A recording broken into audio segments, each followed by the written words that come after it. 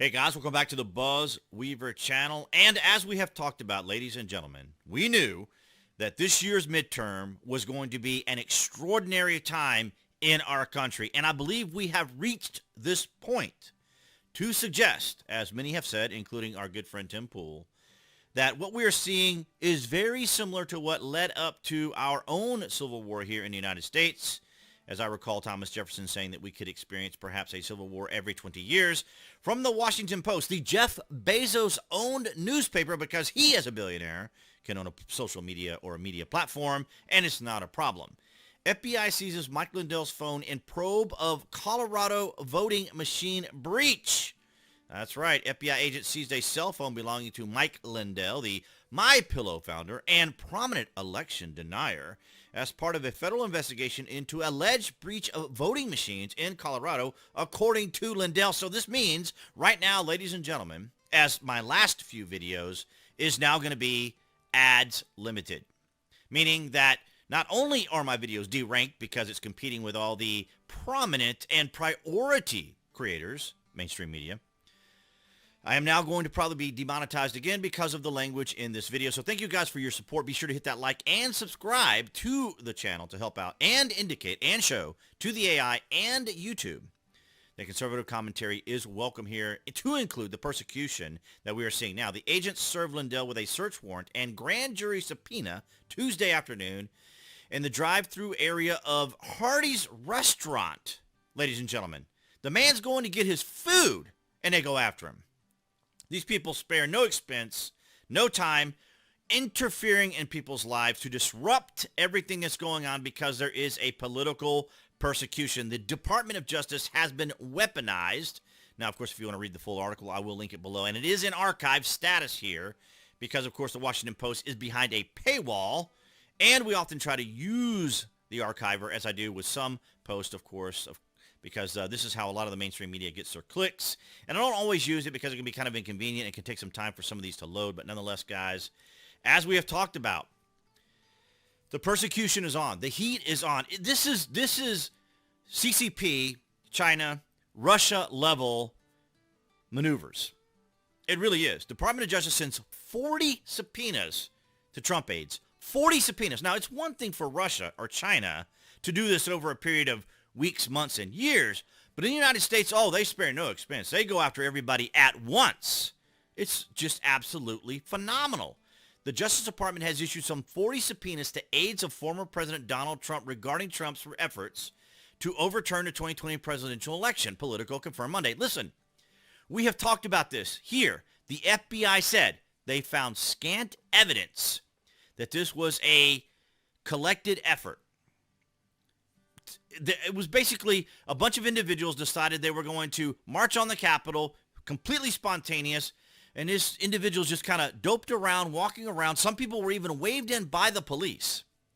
As one individual was able to, when he went to court, he said, hey, the police waved me in, and so he was released, whereas others are now facing up to 10 years in prison.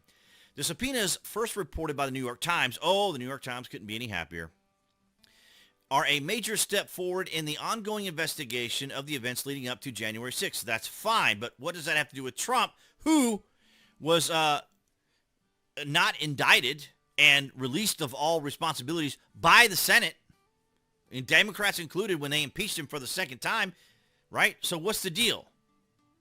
Attack on the Capitol. This also comes as Trump is dealing with a separate inquiry into his handling of presidential records and classified material that he took with him to his home in Florida after the end of his presidency. Ladies and gentlemen, do I really need to provide you with more and more receipts, as the kids say, evidence and information about this persecution? I really hope that people are paying attention come November, because this is outrageous. You guys may remember not too long ago that we had to cover it because the mainstream media wasn't, was the autonomous zone in Seattle, where groups of people, activists, agitators, Black Bloc, BLM, Antifa, took over 6 blocks in a city. Where's the insurrection call? This is when they took over, this image here is when they took over the police station.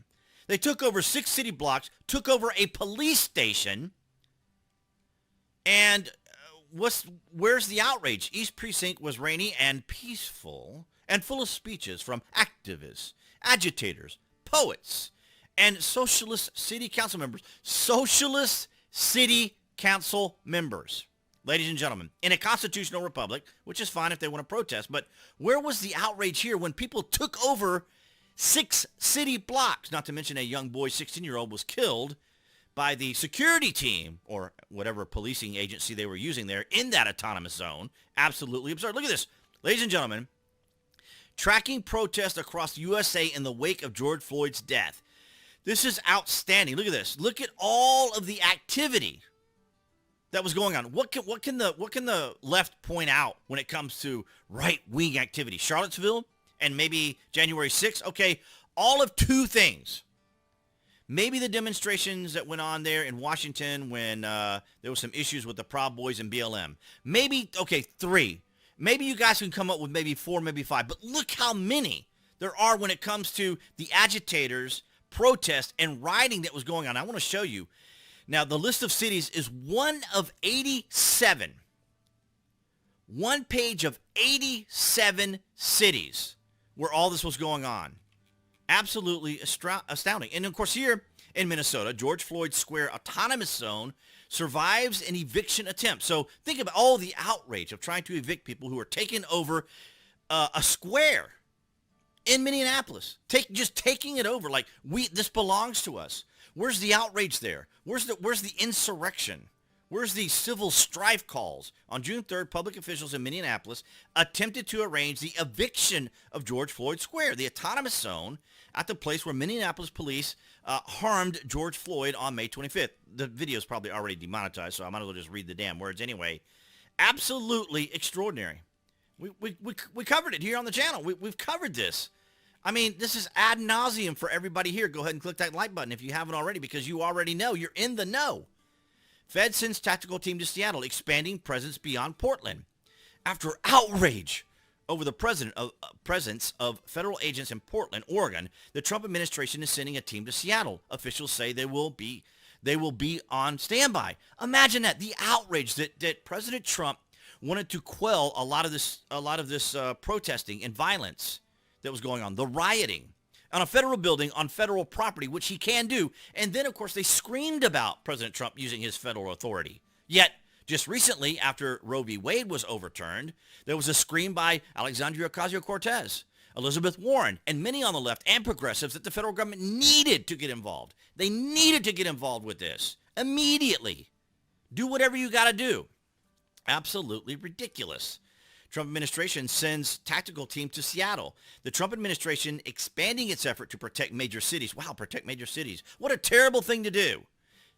Sent a team of tactical border officers to Seattle on Thursday, New York Times reported. New York Times loves injecting themselves into everything.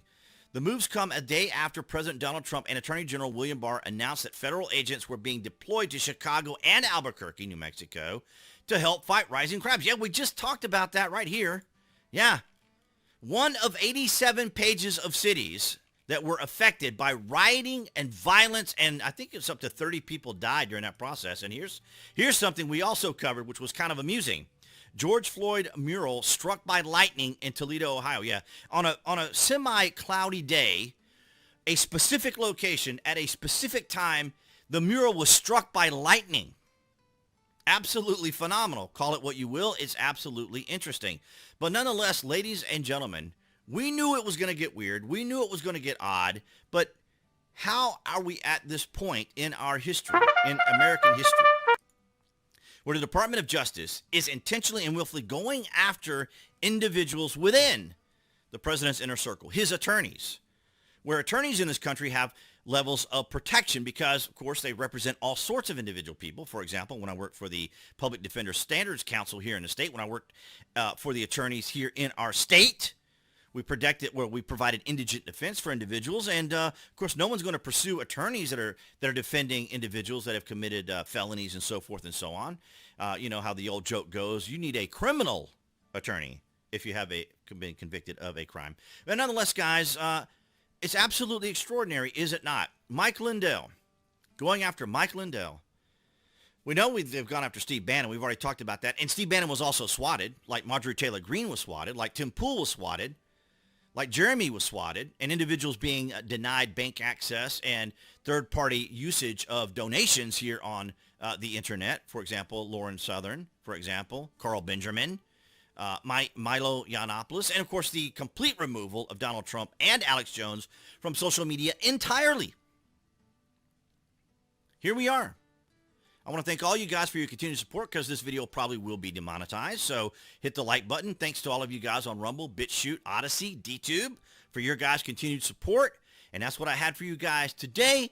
And appearing there on the screen, that would be the channel icon for YouTube. If you guys are watching on YouTube, you can click on that icon and subscribe. Help out the channel. And, of course, get notifications if you want to know when there's content here on the channel. Thank you guys as always, and I'll see you in the next video.